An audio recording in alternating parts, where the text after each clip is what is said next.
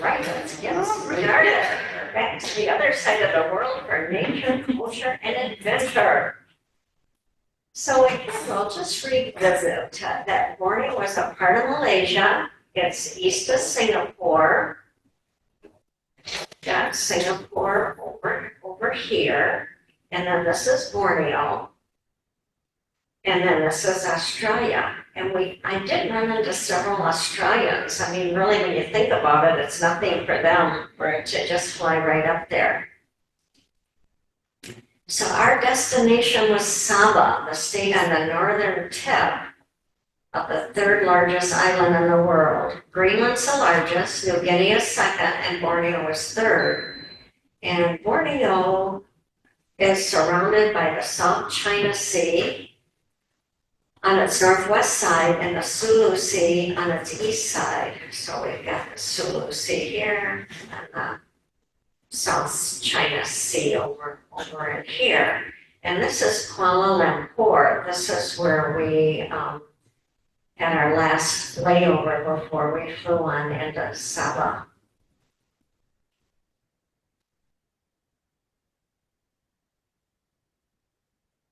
And Borneo was divided into 4 states or political regions. Kalimantan, which is Indonesian, is the large area on the south. And Sarawak and Sabah run along there. And then the little Sultanate of Brunei, little but very, very rich oil country, is right there. So again, to remind you, we left Dulles Airport at 9 p.m., flew all night long, landing in Doha, the capital of Qatar, at 4 a.m. Maryland time, and that's a 13-hour flight. And Doha is on a little peninsula, and I took this picture from my airplane seat because at any time you wanted to, you could look at a screen that would tell you where you were flying. And last time someone asked me what route we took, and we took the route right across the Atlantic from Washington Dulles, right across to Doha.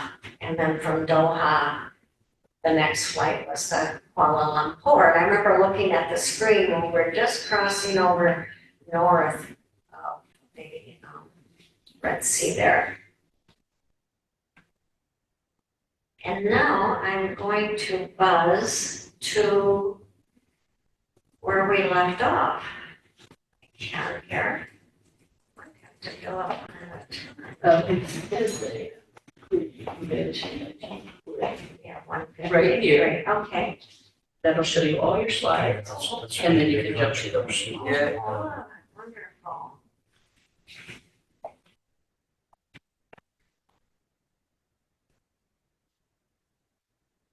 So now we're leaving. Remember, we were at that wonderful rainforest lodge where we saw all the primates and all the monkeys along the river. So now we're leaving that on this boat, and we're going to go up the Kinabatangan River, where a vehicle will take us onto the Gamatong Cave area before we move on to mountainous Kadastan. Those caves are famous for thousands of bats emerging at dusk and for swiftlets that make the nest for bird's nest soup. And I remember reading National Geographic of men going into those caves and climbing on ladders to harvest those bird's nest soup. And then remember that now they're building the little buildings to attract the birds in there so that they can just go outside like to their garage and harvest bird's nest soup. And this is a bat hawk. Notice his red eyes. Yeah. And he's waiting and circling for bats to come out in the evening. And this is the band we traveled in from the Kinabatangan River to Mount Kinabalu National Park, World Heritage Site. And it's amazing, this band had perfect Wi-Fi, where our lodges didn't. It was pretty miserable all the time we were there because your Wi-Fi was either non-existent or very scarce. And this is on the road to the Crocker Mountain Range. We will spend 3 nights close to the entrance of Mount Kinabalu National Park, and I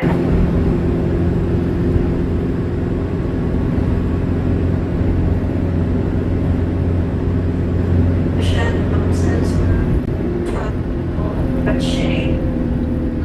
I didn't experience some exit country where the fingers are shape and the homes were nice.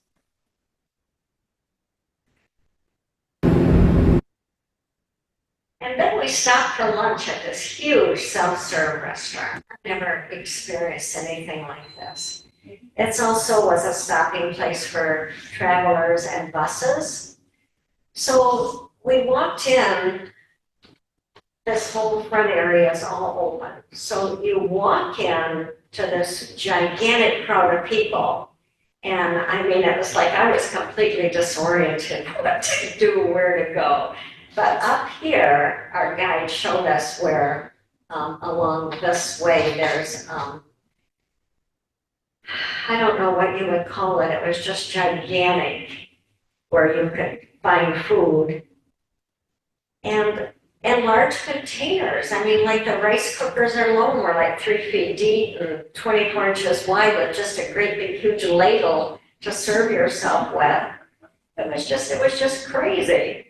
And so you got a plate, buffet style, and went through there, selected hopefully something you could eat, and then we all went to a table and sat down.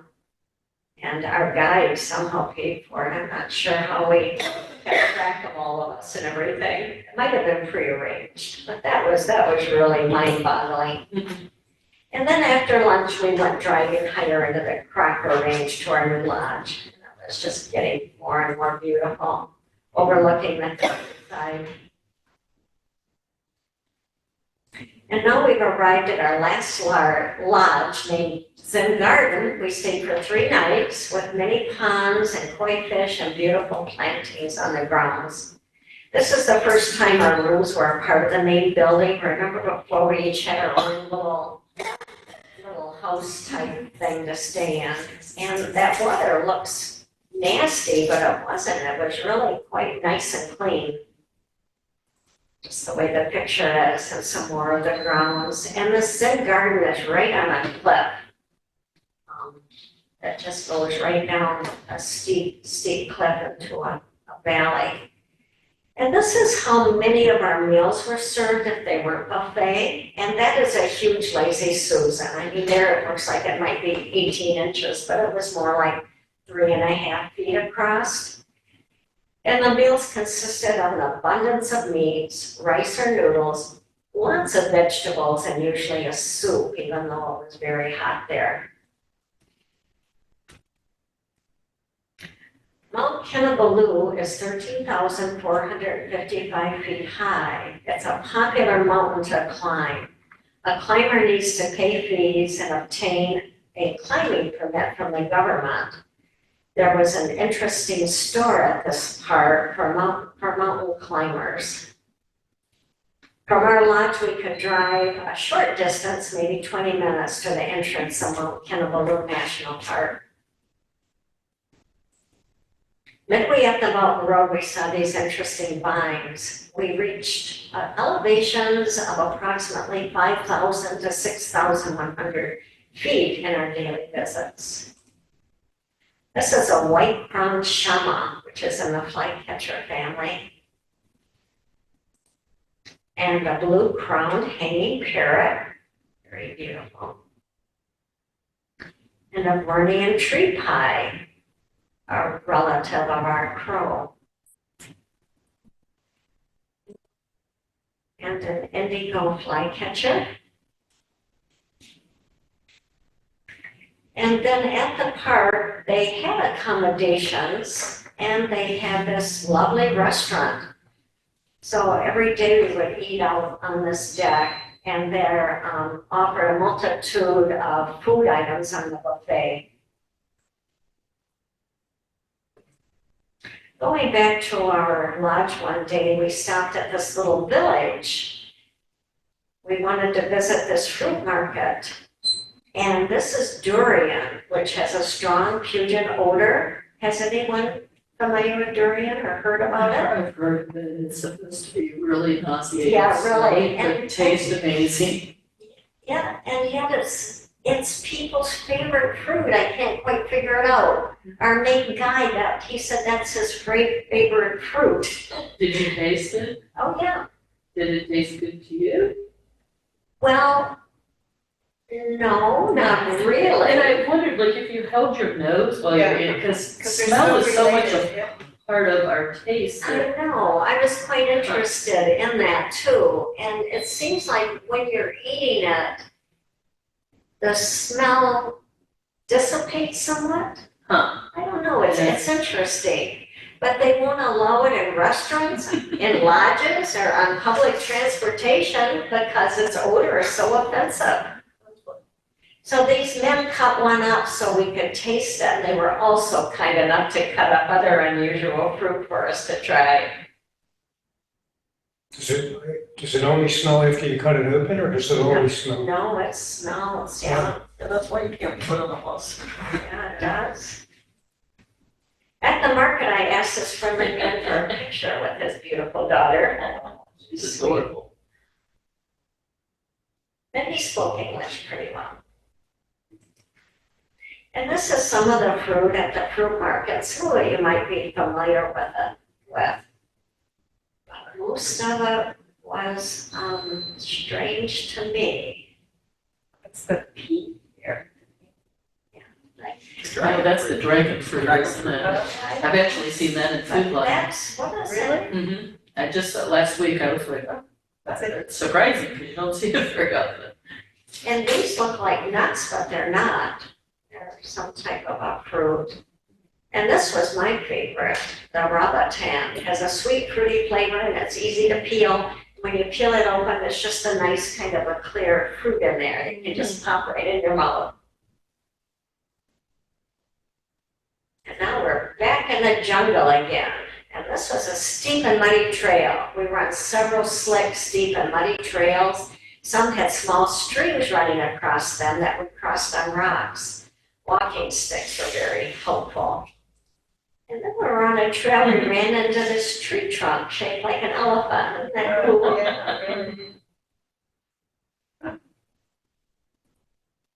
And then here's one of those beautiful little mountain streams, mountain jungle streams. And then we saw this burning bugle that feeds on fruits and insects. And then we were walking down a mountain road one day when a Borneo crested fireback pheasant trotted across the road in front of us. No hurry, he just trotted right across. No hens around. Kind of waited here to see if a hen or a flock was going to follow me, but it didn't. He was a pretty cool guy. And this is typical, looking up, see our guy waving that there's something up there. And of course the guides had such good eyes and know what they're looking at. The rest of us are trying to see what he's pointing at. And then along this road, we saw movement in the shallow ditch on the left side, and there was a king or a spitting cobra with his head held high and its hood flared, trying to figure out what we were. On roads like that, you never know what you're going to see as you walk down them. And this is the Mount Kinabalu Botanical Garden. We visited this large, beautiful botanical garden. And Adrian, our guide, who's right up here front, surprised us by his knowledge of botany as well as ornithology. We learned he had guided tours in this garden, and you have to be pretty good to do that. This garden had some beautiful structures in it. This is a unique bridge pathway to another garden. I understand it was a site for wedding pictures too. That's a beautiful bridge over a rocky stream and a pathway over this moss-covered woods. That was, as you looked back into the all in there. It was just beautifully covered in moss like that. And the pitcher plants were 8 inches long, just huge. And this is a view behind glass of this very rare orchid, Paphiopedilum dilantum. Our guide tells us it would cost $10,000 to buy one. And the only thing I can see different about it than most of our orchids is the way the top is made, and then just the 2 little leaves coming out. Or petals, I should say. This is a beautiful moss-covered archway across the path. And the paths were all permeable. And then you can see on the side they had drainage areas. And on our last night, we were rewarded by this breathtaking sunset over Zen Garden. Beautiful. And as we stopped for lunch at another confusing Malaysian restaurant consisting of 15 or more individual restaurant booths, the idea is to decide which one has the food you want, place your order, you can order for more than one, you give them an idea of where you're sitting and somehow they find you. This rice flour pastry had various meats or vegetables in the middle, and we saw that in several places. And that is baked. It looks raw, but that is ready to buy and eat. Now, did it taste good? I didn't taste it. It just seemed like by the time we had our meal, you were full. And I didn't want to make a meal out of that, I guess. Take a chance on it. Right, I didn't. How did you fare with all these different foods? I was very conservative, and it's a shame that I know I'm telling you about this because I was so conservative. But our guide was a vegetarian, so he was pretty conservative, but my daughter tried everything. I mean, she can take the spice, she can handle, and is very adventurous. The most adventurous I got was oxtail stew. Now this was interesting. As we're waiting for our food, this booth is approximately 15 feet by 25 feet wide. It has a refrigerator, a stove, cooking utensils, plates, silverware, food supplies, beverages, and everything they need to conduct their restaurant business in this small area. And it's a young couple, gosh, probably in their 30s, with this little boy. Their refrigerator's over here to the right, and dishes are stacked in there. I mean, everything is very compact, and they're just one of many in this huge building. So while waiting for my food, I noticed that the small boy was sleeping in his chair, and to my surprise, the mother picked him up and put him under the counter for a nap. Just tucked him right in there. Would our children behave in that type of enclosure? It's all what you become accustomed to. I know, it's probably stricter parents. This is true. So now we're on the search for this Rosacea. Has anyone familiar with this flower? I was really hoping that at least one would be in bloom when we went there. I had heard about them. So after several hours on the road in the Crocker Mountain Range, we have arrived at this park where they keep track of where the Rosacea flowers are blooming. This is the largest flower in the world. Wow. They can be as large as 3 feet across. Once they bloom, it will take 5 to 6 years to produce another blossom. The blossom will last for 5 to 6 days. They have no leaves. This one smells like mushrooms. Some smell like rotten flesh. To see it, Renee, Suzette, Robin, and Charlie had to climb a steep hill, more like a cliff, aided by a rope to get up there. So here is Suzette touching the flower. At 15 inches across, this was a small one. They are rare and hard to find. Park rangers check the area weekly to keep track of current blossoms and to find new ones.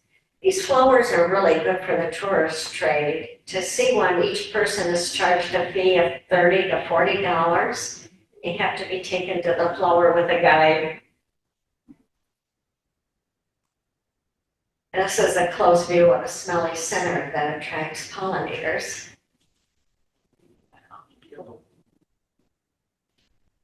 Mountain barbet feeding young. Our guide spotted this bird flying with food. We watched it land on this tree to see it feeding its young. And this peeking out is an ashy tailor bird. Named a tailor bird because the way it sews its nest together. It was immortalized by Rudyard Kipling in the Jungle Book as Darzee, if anyone remembers. So the female holds the leaf edges together with her feet. Then she then pierces holes along the edges with her beak. She gathers fine plant fibers of silk from insects to pull through the holes to lace the edges together to form a basket. I wanted to see one so bad, but we didn't find one. And many places had shoe washing stations because of the muddy trails. This one was especially attractive. So here you see a little bench with a faucet, and then over here is another little bench with a faucet. And there's usually hand brushes available for scrubbing your shoes. This is our last place to stay and the most basic. Our Chinese Catholic guide Adrian is dishing up his dinner. So you can see we went to Tupperware at a simple table. Our last lodge was canceled, reasons unknown, but our guide Adrian booked this motel for just one night. And this is our last leech. We thought we were finished with leeches. It's high in the mountains. And then also as we got into the mountains, we lost all of our primates. They're all down where it's warmer. So on July 1st, 2023, our tour of Sabah, Borneo is completed. We dropped Suzette, Marcia, and Charlie at the airport for a 5-day extension. Renee, Robin, Hyacinth, and myself were taken to the Hyatt Regency. Arriving in the early afternoon, Renee and I went to the pool, napped, and had dinner. It was a wonderful trip, but I cannot tell you how wonderful it was to return to the Hyatt. Even Suzette, who was a Diana Woolberger, she said, I think I'm just a Hyatt girl. We chatted with these two women from Hong Kong at breakfast the following morning. They were vacation in Kona Kinabalu for a few days. They told us about a street bazaar close by and invited us to walk there with them. And the street bazaar is way down there, but what's interesting is this country has a lot of Muslim, and our Hyatt had a lot of Muslim. And we tried, to accommodate their dress, except for this young woman. Her friend did, but she just, pretty much dared it all. And this is just a teeny picture of the bazaar. I must have been so busy looking, I didn't think about taking pictures, but it does not do justice. I've never been to anything like it. We were there 2.5 hours. There was just everything there, and we probably got through half of it. And the people are interesting. And some of the women carried little battery-run fans because it was really hot. And so just, people watching and looking at what the displays were quite fascinating. And everyone uses the cash machine. I love this picture of my daughter and a Muslim woman at the ATM. Renee needed more money for airport purchases. And this is the end. We took a taxi from the Hyatt to the Kona Kinabalu airport to fly home. So is there anything that we saw in the previous that you might want to see again on the last session? Any of the primate pictures or anything like that? Just see if they're to review. Questions? Hey, Chris, I have a question here. Can you hear me? I can hear you. Yeah, that's great. The flower you just showed, the large flower. Do you know what pollinates that flower? Insects, flies, but that flower is quite a mystery. They still aren't sure about its pollination.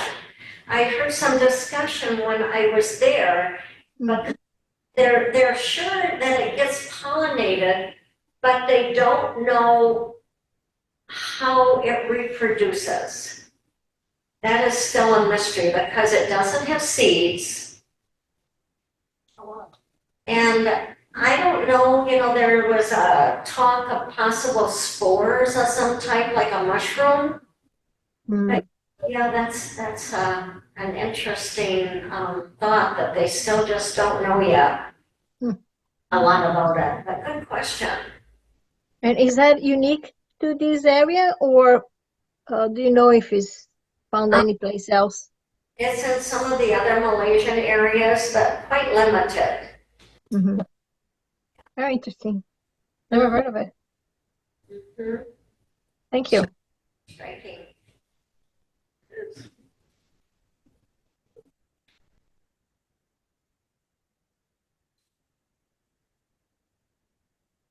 This is the sign to the entrance to the park. So it's quite a, like I said, quite a tourist attraction. And the other thing they had interesting is they had a board up so that people could come to this park and see what flowers are blooming, what ones are ready to bloom.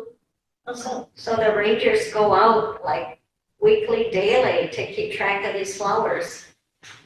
But you have to have a guide to go to the flowers. Yeah. They don't want you touching them. Yeah, they don't want you wandering, and you don't want to wander through that jungle anywhere by yourself.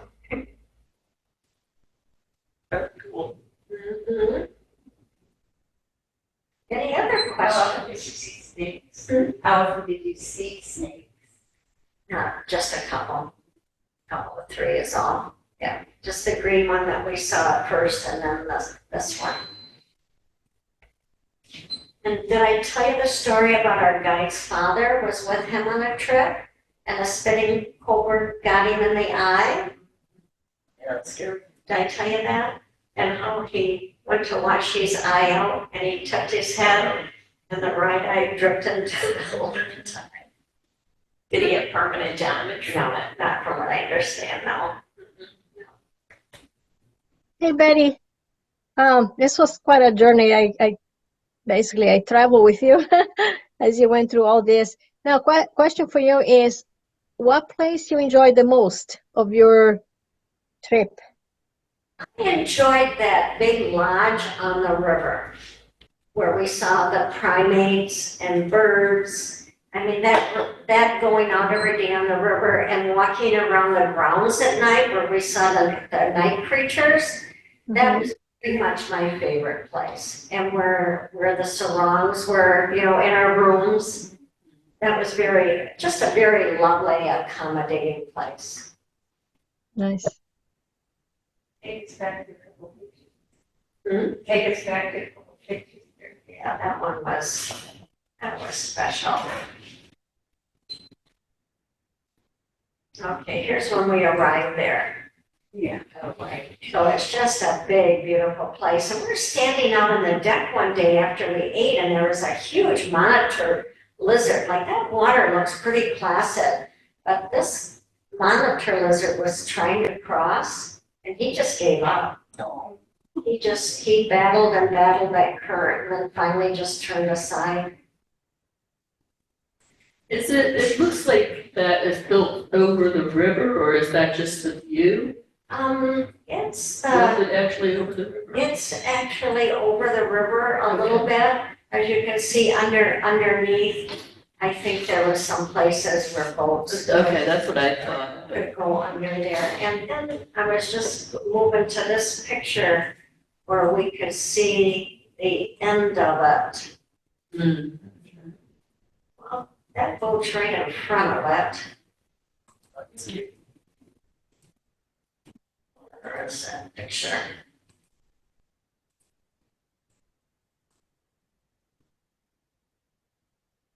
Our bills were so interesting. Mhm.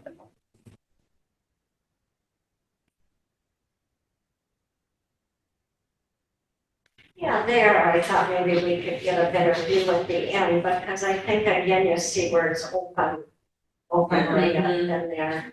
Maybe part on the land and part on the water.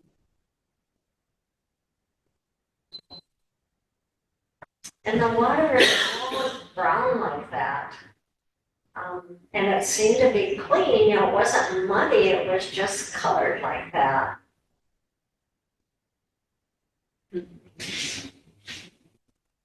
Once we got out on the water, there wasn't a mass of boats. And we did go up several side streams.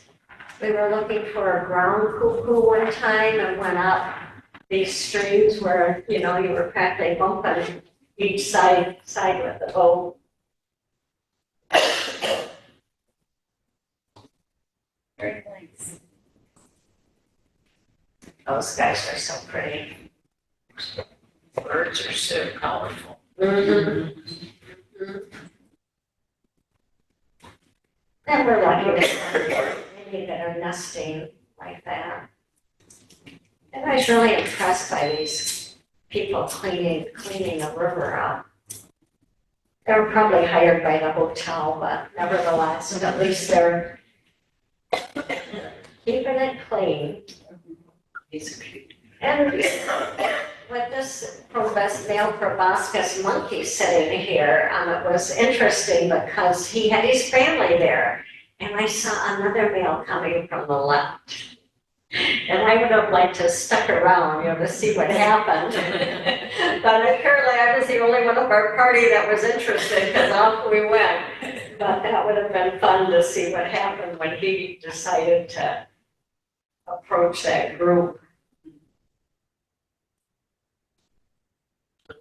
Looks like he's having a conversation, doesn't it? Yeah.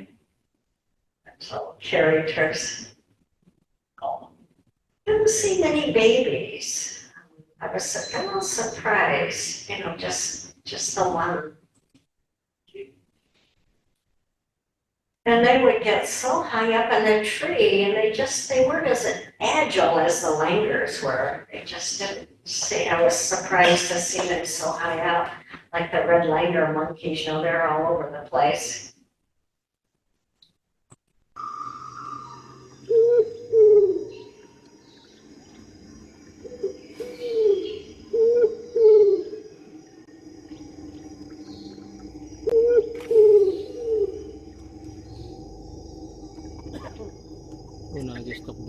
Is that the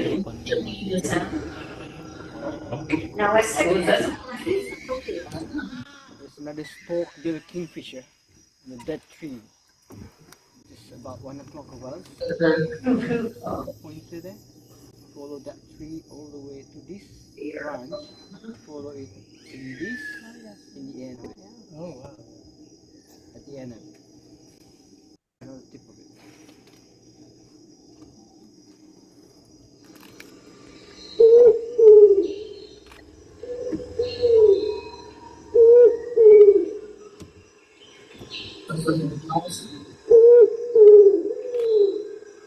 another group.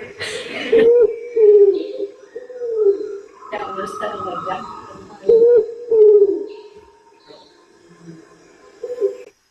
there.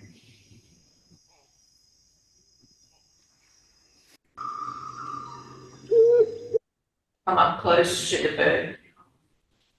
Very There sure. was really no way, you know, they were in the woods and we were out on the water. They did have ropes across that river. But on this side of the river, we were seeing some palm nut plantations. So I don't even know why they would encourage them to want to cross over there. I would think that would, I would just assume they stayed over there away from civilization.